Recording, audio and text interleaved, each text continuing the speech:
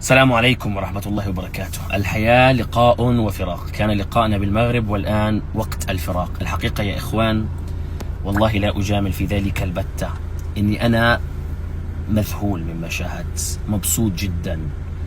شعب كانت معلوماتي عنه قليلة الحقيقة، أنا آسف، ومثلي مثل كثير من أهل الشرق ما كنت ملم كثيرا بالمغرب، بعرف أشياء منيحة وكويسة، بس اللي كنت أعرف فعليا لا، لما جيت هون تغيرت نظرتي تماما، سواء من ناحية البلد كبلد وتقدم وحضارة أو الإنسان. الشعب المغربي يا إخوان يفوز فوزا عظيما. يمكن إحنا يا إخوان في الشرق شوي بنحب نختصر على حالنا موضوع إنه نطلع على المغرب وعلى ثقافة المغرب وعلى أهل المغرب من منطلق حاجز اللهجة، يعني فبنحاول نريح حالنا إنه ليش أعمل مجهود. والله يا اخوان عندهم لهجه اولا تفوز وخفيف الدم وسهل فهمها، لان اللهجه الدارجه عندهم اللهجه الدارجه اللي الكل بيفهمها.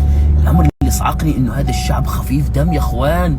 انا امبارح جالس جلسه مع 3 مغاربه موتوني ضحك، موتوني، سقطت عن الطاوله من كثر الضحك يا اخوان. كاين عندكم خفه دم انا لا اعرفها، ما بعرفكم شعب خفيف دم، بيموتوا ضحك، بيموتوا ضحك يا اخوان. غير انه كرم الضيافه وحسن الاستقبال يا اخوان. والله لو شعروا انك بس بدك اشي بس بدون ما تتكلم، شوف كيف بركضوا عليك ركض بحيث انك ما تطلب.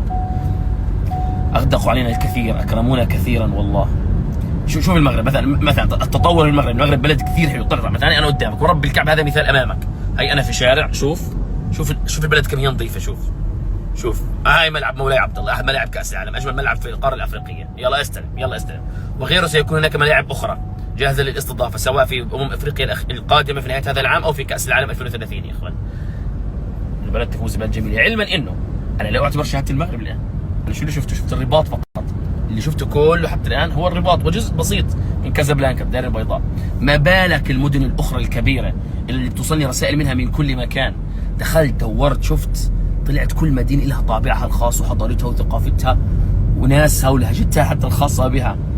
فانا وعدي لكم زي ما حكيت بالبوست اللي نزلته امبارح انه باذن الله تعالى الي عوده اخرى الى المغرب حتى اشوف المغرب اكثر. ما بكفيها المغرب، ما بكفيها، لا ما بكفيها. اما على صعيد كره القدم فهذا موضوع اخر تماما يا اخوان. انا سمعت عن ديربيات في حياتي، وكنت اعرف انه ديربي الرجاء والوداد هو ديربي مرعب ومخيف جدا، بس ان تسمع ليس كما ان ترى. انا ما حضرت الديربي، بس انا جلست مع الناس وسمعت القصص، سمعت اشياء مش طبيعيه يا اخوان.